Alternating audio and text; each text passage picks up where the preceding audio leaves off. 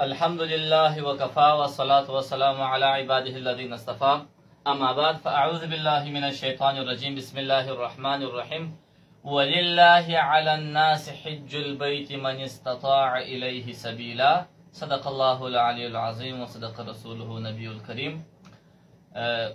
د دې ویډیو له لارې غواړم چې خپلو مسلمانانو ورونو خویندو ته د حج مناسک د حج څه احکام او مسائل بیان کړم چې د حج په ځونه شرطونه او طریقه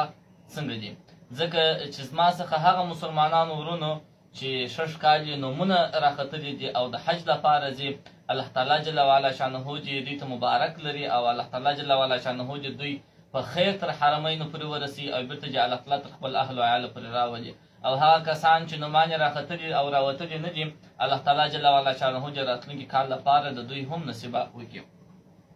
راځو په مختصر انداز باندې راځو د حج لغوي او اصطلاحي معنا وایو. حج په لغت کې قصد ته ویل کېږي، د یو شي قصد ارادې ته ویل کېږي، او په اصطلاح کې د حرمینو د کعبې د زیارت قصد کولو ته حج ویل کېږي. دا د حج لغوي او شرعي دغه معنا سول. اصطلاحي د حج حکم چی دی؟ د حج حکم دا څه حکم لري؟ دا حج دا پر چا باندې فرض دی، پر چا باندې نه دی فرض؟ ما ورونو څوک چې دومره اندازه توان او طاقت او قدرت ولري چې د حج په میاشت کې دی کولای سي چې تر حرمینو تر کعبې پورې ځان ورسوي او دغونې توشه او دغونې پیسې ورسره یي چې هلته وخت په تېر کړي او د ده په نه موجودګي کې د ده په اهل و فامیلو کورنۍ هم خوراکه ولري او بېرته د راتګ توان ولري، نو دغه کس باندې حج واجب او فرض دی. واجب په اصطلاح کې د علماو د فرض مقام لري، فرض دی پر ټوله ژوند کې یو وارې پر قدرتمند کس باندې چې دا شرایط آماده وي دی کولی سي چې ولاړ سي، پر ټوله عمر کې یو وارې حج فرض دی، او د یو وارې څه وروسته دوهم وارې درېیم وارې او نور وروسته بیا هغه بیا سنت کارونه دي، مستحب کارونه دي چې څوک یې کوي. دوهم راځو د حج ډولونه. حج څو ډولونه لري؟ د حج ډولونه درې ډوله دي. د حج یو ډول ته ویل کېږي حج افراد، حج افراد. دوهم ته ویل کېږي حج تمتع او درېیم ته ویل کېږي حج قران. حج افراد هغه ته ویل کېږي چې حاجي احرام تړي، د احرام یوازې د حج لپاره وتړي. دی وایي چې زه یا الهي زه اراده لرم د حج او د احرام تړم د حج لپاره، د حج زما لپاره اسانه کې او زما څخه یې قبول کې. دی یوازې د حج نیت وکړي، نو دی چې ولاړی بس تر هغه وخته پورې په دې احرام کې دی تر څو چې د حج مناسک خلاصېږي، وروسته یې طریقه راځي.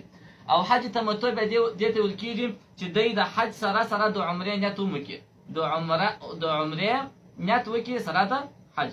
د حج او د عمرې نیت د دواړو وکړي، په یوه سفر کې حج عمره دواړه سره یو ځای کړي. تمتع دې ته ویل کېږي. دا تر ټولو د عوامو دپاره اسانه هم ده، د تمتع حج اسان دی د عوامو دپاره، ځکه چې دی چې اوس احرام وتړي د دې ځای څخه د خپله کوره چې دی کله ځي احرام د عمرې دپاره وتړي، دی چې کله هلته ورسېدی حرمینو ته ورسېدی مکې ته ورسېدی هلته عمره وکړي، د عمرې وروسته طواف دغه چې عمره خلاصه کړله نو بیا د احرام خلاص کې عام کالي واغوندي، د حج د شپو پورې بیا چې هغه 15 شپې دي د حج تر هغه شپو پورې بیا دی دغسې ګرځي، بیا نو خپل طوافونه کوي نور شی رسول ته، بیا چې کله د حج هغه شپې راورسېدلې وروسته یې تشریع راځي بیا دی د حج دپاره جلا احرام تړي. او قران بیا دې ته ویل کېږي چې د عمرې نیت وکړي، د عمرې او د حج د دواړو نیت وکړي په یوه احرام سره، په پله دواړه سره یو ځای کې حج او عمره دواړه په یوه احرام وکړي. دا تر ټولو ګران قسم یې دغه دی چې دی کله ولاړی چې دا په دغه طواف کې په دغه کې به وي، په دغه احرام کې وي تر څو چې دی د حج ټوله مناسک خلاصېږي، په دغه احرام کې به وي، دا د احرام د احکام د پابندي څخه دی خلاصېږي نه. او درېیم راځو بل د حج د ډولو وروسته احرام خبره ده چې احرام څه ته ویل کېږي. ډېر کسان دا فکر کوي چې احرام یوازې دا دوه جوړو ته ویل کېږي چې یو د لنګ په شکل کې دی او یو د پټو په شکل دی چې پر ځان یې اچي، یا احرام د دا دوه جوړو د دا دوه ټوکرانو نوم نه دی. احرام په اصل کې د هغه حالت او پابندي نوم دی چې انسان دغه کالي دغه واغوندي، د احرام وتړي، لنګ وتړي او بل دوهم چادر د پټو په رقم پر ځان واچي. په دې حالت کې د لره هغه مباح کارونه چې بې له احرام دته روا وه اوس نو بیا دته روا نه دي لکه وریښته لا هم نسي ایسته کولی نوک نسي ایسته کولی نزدېکت نسي کولی خوشبویي نسي استعمالولی او ښکار نسي کولی ډېر هغه شیان بیا پر ده باندې حرامېږي د احرام په خاطر بیا دی نسي کولی سر به نه پټوي مخ به نه پټوي او داسې نور د احرام وروسته بله مسله چې دلته شته موږ تاسې باید وپېژنو او هغه د حج فرضونه حج څو فرضونه لري 3 شیان په حج کې فرض دي چې هېڅکله د دې پرېښودل پکار نه دي که د یو حاجي څخه دغه 3 شیان څخه یو شی پاته سو د هغه حج نه صحیح کېږي پر هغه باندې بیا د راتلونکي کال حج لازم دی هغه لکه احرام تړل احرام دوهم عرفه باندې درېدل وقوف عرفه د عرفات په میدان د عرفات پر غونډۍ کې درېدل او دریم طواف زیارت طواف زیارت چې هلته بیا وروسته طریقه راځي چې طواف زیارت په کوم ورځو کې کېږي او په څه طریقه کېږي طواف زیارت احرام او عرفات دا 3 شیان په حج کې فرض دي احرام تړل او پر عرفات د عرفات پر میدان درېدل د عرفات په غونډۍ درېدل او طواف زیارت کول دا 3 شیان په حج کې فرض دي چې پرېښودل یې پکار نه دي چې باید پاته نه سي د هغه څخه وروسته د حج واجبات څو شیان 6 شیان واجبات واجب دي لکه سعی کول د صفا او مروه تر مابین سعی کول دا واجب دي دغه رقم قرباني کول دا هم واجب دي البته د قرباني پر چا باندې واجب ده که چا حج تمتع کوي پر هغه قرباني سته او که حج قران کوي پر هغه قرباني سته پر یوازې حج کوونکي پر حج افراد باندې هغه باندې قرباني نسته بل د حج بل واجب چې دی هغه د کول مزدلفه کې یو څه وخت تېرول مزدلفه شریفه کې یو څه وخت تېرول دا د حج په واجباتو کې راځي او د هغه رنګه د سر خریل حلق د سر خریل یا قصد د سر د وریښتانو لنډول دا هم د واجبات څخه دي او د هغه رنګه د شیطان ویشتل رمي چې په عربي کې رمي ورته ویل کېږي رمي یا شیطان ویشتل 1 2 3 4 5 شپږم شی چې واجب دی هغه څه دی هغه طواف صدر دی طواف صدر هم ورته ویل کېږي او طواف وداع هم ورته ویل کېږي طواف وداع د خدای پاماني د رخصتۍ طواف 1 2 3 4 5 6 دا 6 شیان په دغه کې په حج کې واجب دي چې باید بې له عذره پاته نه سي او که چیرې قصدن خو نو بیخي باید پاته نه سي او که د عذر له کبله پاته سي نو دم لازمیږي پسې د حج طریقه موږ تاسو باید ووایو د حج طریقه کې ما داسې یو څو شارټونه جوړ کړي دي چې په مختصره طریقه باندې غواړم چې ستاسو سره شریک کړم دا مې په راورکو ځکه دغه کړله چې بیا نوشته کېدل کېدای شوی څه مشکل سوي وای راته دا به زه ورته ونښلوم او بیا به انشاءالله الرحمن تشریح کړو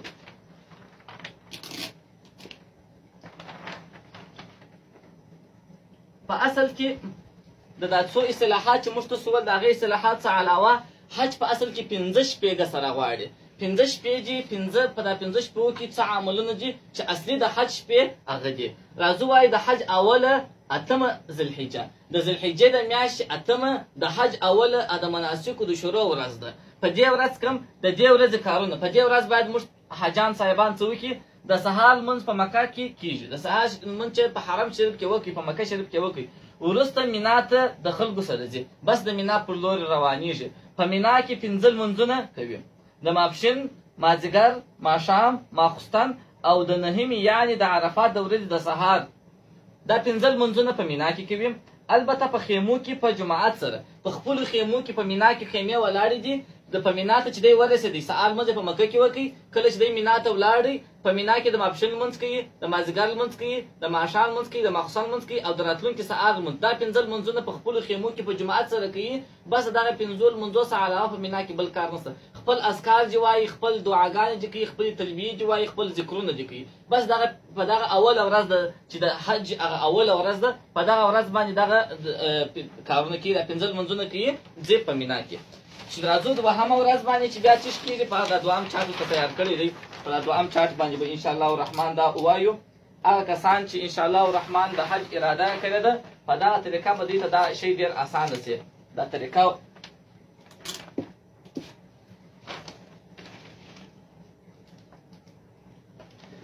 د حج دوهمه یعنې نهمه د ذوالحجې د ذوالحجې د میاشتې نهمه د حج د ورځو څخه دوهمه ورځ ده یعنې د عرفات د ورځې کارونه نهمه د ذوالحجې چې ده دا د عرفات ورځ ده چې دا ډېره مبارکه او لویه ورځ ده په دغه ورځ باندې کم کارونه وکړي په دغه ورځ باندې یو دوه درې دغه درې کارونه باید حاجیان صاحبان وکړي اول ایام تشریق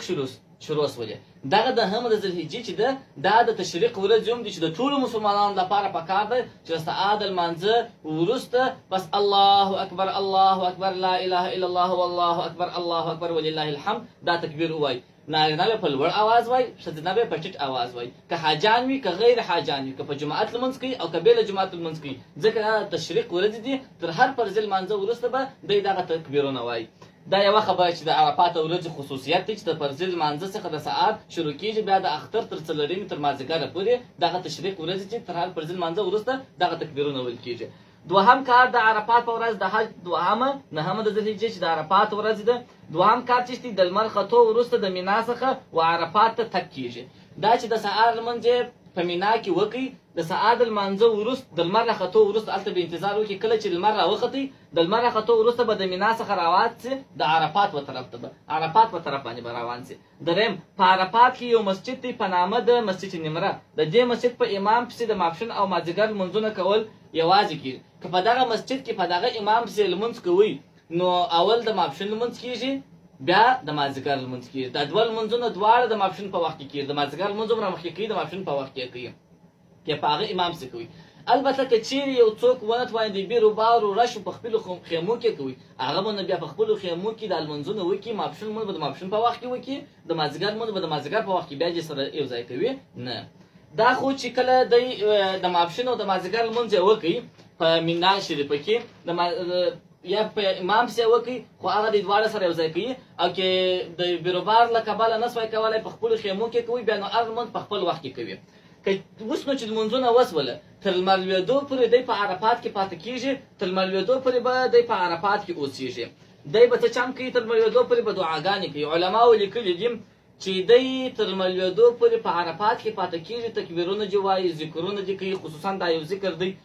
څل وارې کلمه دا څلورمه کلمه ویل کېږي لا اله الا الله وحده لا شریک له له الملك وله الحمد يحيي ويميت وهو حي لا يموت ابدا ابدا بيده الخير وهو على كل شيء قدير سلزل بدا كلمه وای سلزل بسوره اخلاص وای بسم الله الرحمن الرحيم قل هو الله احد الله الصمد لم يلد ولم يولد ولم يكن له كفوا احد او سلزل بدرود شريف واي اللهم صل على محمد وعلى آل محمد كما صليت على إبراهيم وعلى آل إبراهيم إنك حميد مجيد اللهم بارك على محمد وعلى آل محمد كما باركت على إبراهيم وعلى آل إبراهيم إنك حميد مجيد او بیا سلزل استغفار وای د دې ورسره دعاګانې وکړي الله تعالی جل وعلا شانه به د دعاګانې قبول کړي حاجات د رب العالمین څخه وغواړي تر لمریدو پورې چې بس دغه اذکار او ذکرونه او دا کوي اوس نو چې کله دی دغه وویل اذکار وکړل چې لمر ولوېدی د لمر لوېدو وروسته دی د عرفات څخه ځي تر لمر لوېدو وروسته د عرفات څخه ځي مزدلفې شریفې ته ځي د دې په عرفات کې به د ماښام لمونځ نه کوي پر لارې به د ماښام لمونځ نه کوي چې مزدلفې شریفې ته ورسېدله په مزدلفه شریفه کې به اول د ماښام لمونځ هغه امام په جماعت ورکړي بیا به وروسته د ماخوستن لمونځ ورکړي د ماخوستن د لمانځه وروسته بیا هر یو اول د ماښام دوه سنت وکړي بیا به د ماخوستن سنت وکړي بیا به وتر وکړي یعنې اول چې د ماښام لمونځ وکړي په مزدلفه شریفه کې په جامه سره بیا به په جامه سره د ماخوستن لمونځ وکړي یعنې هلته چې ورسېدل ماخوستن په وخت کې به د ماښام لمونځ اول وکړي په جماعت سره بیا به د ماخوستن لمونځ وکړي د دې لمونځو وروسته بیا اول د ماښام سنت وکړي بیا به وروسته د ماخوستن سنت وکړي بیا به وتر پسې وکړي شپه به هلته په مزدلفه شریفه کې تېرې کړي په مزدلفه شریفه کې دا شپه چې ده دا علماو لیکلي دي چې د مزدلفې شریفې دغه شپه تر شب قدر هم افضله ده نو دعاګانې ذکرونه عبادات تلاوتونه هلته به دا کوي او د دې شپې پوره اهتمام به کوي دا شپه ورڅخه تېره نه سي دا و چې دی هلته ویر دا د حج د دوهمې ورځې د درېیمې ورځې دغه په دا چارټ کې ما نوشته کړي دي چې د حج دا درېیمه ورځ چې ده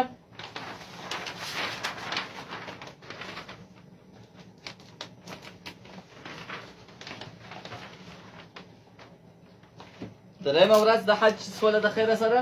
چې د ذوالحجې لسمه کېږي چې د لوی اختر اوله ده د حج درېیمه لسمه د ذوالحجې یعنې د لوی اختر اوله ورځ او کارونه په دې ورځ به څه وکړي عرفات خو تېر سو اول کار دغه درې کارونه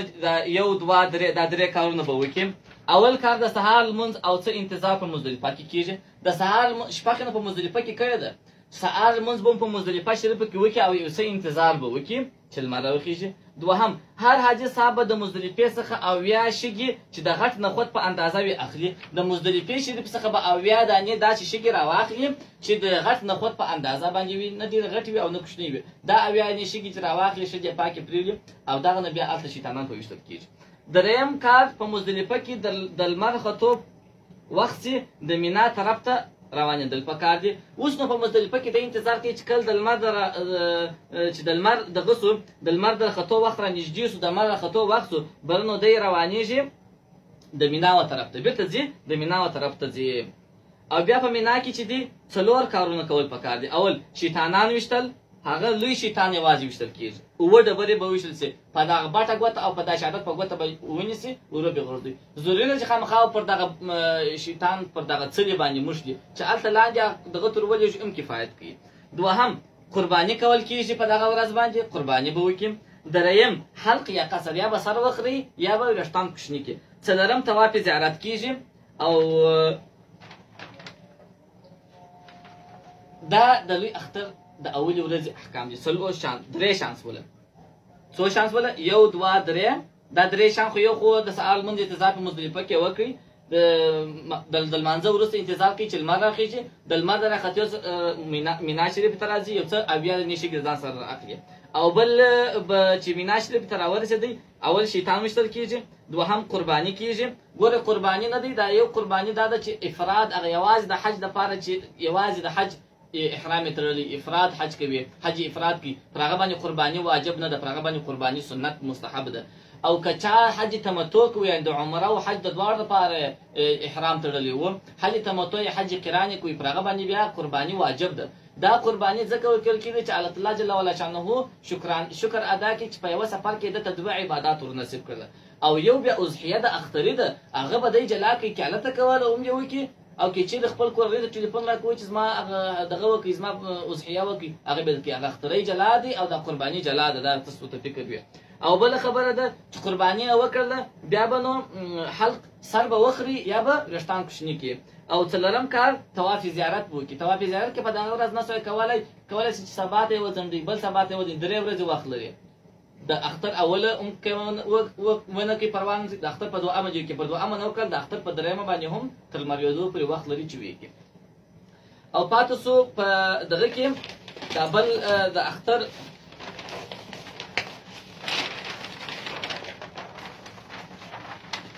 دا بل چارټ به راواخلو په دې چارټ کې هم یو څه شان شته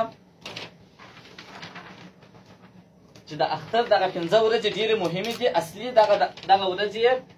د اختر د مناسکو دي د حج څلورمه د ذوالحجې یولسمه یعنې د لوی اختر دوهمه ورځ او کارونه د لوی اختر په دوهمه ورځ به کم کارونه وکړي اول درې سره شیطانان اوه شګې ویشتل هر شیطان اوه شګې وولي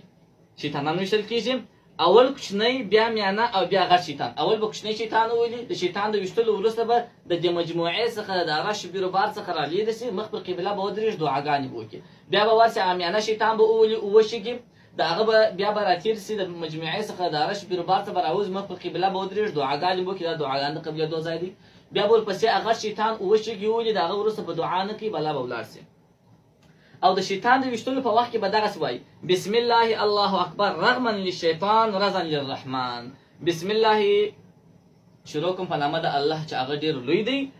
رغما للشیطان د شیطان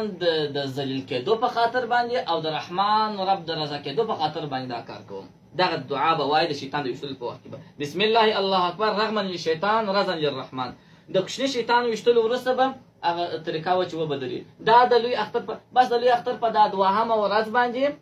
بل کار نشته، شیطان ویشتل کېږي، بېرته راځي بله خپل منځونه کوي، خپل عبادت کوي، ذکرونه کوي. او د بل د اخره ورځ چې ده د حج په ورځو کې هغه اخري ورځ د مناسکو چې ده چې بلنو حج خلاصېږي، بلنو چندانې بل د مناسکو څخه بل کار نه پاته کېږي، هغه بیا دا دی د حج 5مه یعنې 12مه د ذوالحجې، یعنې د لوی اختر 3مه ورځ او کارونه. د لوی اختر په 3مه ورځ باندې کم کارونه کېږي، بس هغه لکه د اختر په 2مه چې کړي وو، بس 3 سره شیطانان ویشتل کېږي. د اول شیطان ویشتلو وروسته به دعا وکړي، د مجموعې څخه به رالیرې سي مخ پر قبله به دعا وکړي، بیا به میانه شیطان وولي، بیا به رالیرې سي مخ پر قبله به ودرېږي، دعا به وکړي. دریم شیطان هغه شیطان چې ویشتی د هغه وروسته نو دعا کول پکار نه دي، بله به ځي. د شیطانانو د ویشتلو مقصد څه دی، دا څنګه واقعه پیښه وه. علماو لیکلي دي کله چې ابراهیم علیه السلام خپل زوی اسماعیل علیه السلام قرباني کوي روان کړی و، نو پر لارې پر دغه ځای باندې دا 3 شیطانانو باندې ستونان ولاړ، دا څلي چې ولاړ دي، د اول شیطان پر ځای باندې دلته د اول څلي پر ځای باندې شیطان ته ودرېدی، غوښتل چې د مخنیوی وکړي. نو ابراهیم علیه السلام په دا 7 شګو باندې وویشتي، الله تعالی دی په دا مځکه کې بند کړي، خاصه پرې کړي د شیطان. بیا د 2هم شیطان د څلي پر مقابل بیا بل شیطان ته ولاړ، کوشش وکړ چې دی مخنیوی وکړي، د خپل زوی قرباني نه کړي. نو بیا ابراهیم علیه السلام په 7 شګو وویشتي او دلې دی دغه کړي، الله تعالی جل وعلا شانه دلې په دا مځکه کې خاصه او بندي کړي. د دریم شیطان د څلي پر ځای باندې بیا دریم شیطان ورته ولاړو، هغه د هڅه وکړل چې الله تعالی چې دی راوګرځي د قرباني څخه. نو ابراهیم علیه السلام په 7 شګو باندې وویشتي او هلته دی بندي کړل شو. الله تعالی ته دغه د ابراهیم علیه السلام کړنه ډېر ښه خوند ورکړي، پر تمام مسلمانانو باندې تر قیامته پورې په حج کې دا کار واجب کړي د شیطانانو ویشتل. نو دغه څو ورځې وه چې د حج پر اوله، پر 2مه، پر 3مه، په اصل کې حج دغه 5 ورځې دي: 8مه د ذوالحجې، 9مه د ذوالحجې، 10مه د ذوالحجې، 11مه د ذوالحجې او 12مه د ذوالحجې. په دغه 5 ورځو کې اصلي د حج مناسک دي. السلام علیکم ورحمة الله وبرکاته.